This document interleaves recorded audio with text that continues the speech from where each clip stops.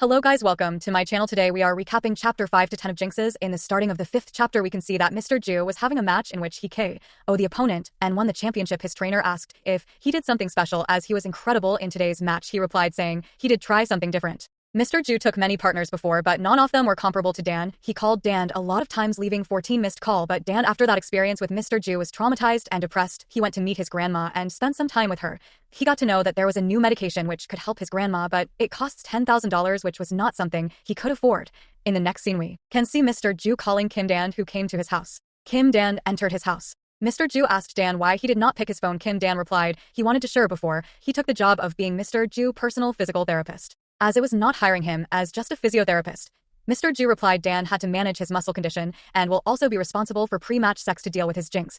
Dan asked why him of all people. Mr. Ju said he needed someone to meet his peak condition. Sex with him got him into a state that was remarkably satisfactory. Dan, due to his bills and his grandma hospital bills, without any choice had to take the job for $14,000 a month.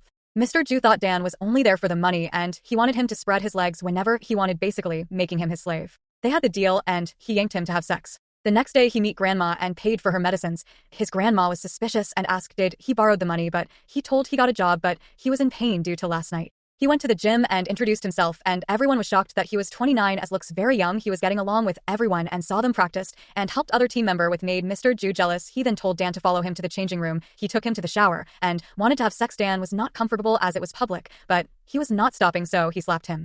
Dan was so scared of slapping him that he said sorry as he didn't mean to. He thought his life was over.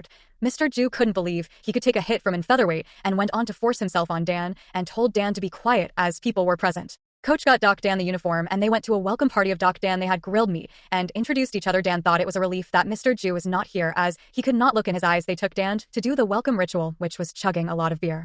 Mr. Ju arrived at the scene and added soju to the bucket of beer and Dan completed it. As Dr. Dan was drunk, Mr. Ju took him to his house and was disgusted to see his house as it was reeking of poverty, as it was leaking from the house. He took him to his own house. Dan woke up and saw himself in Mr. Ju's house. He was hung over and forget everything. He checked himself if something had happened. Mr. Ju asked Dan how could he live in that house which is not fit for human adaptation. He replied if he would raise his pay for the sad story and went back as it was humiliating for him. We get a flashback of Dan asking Mr. Ju not to leave him and he was the one being clingy. If you want to know what happens next, please subscribe to my channel. Some weird odds.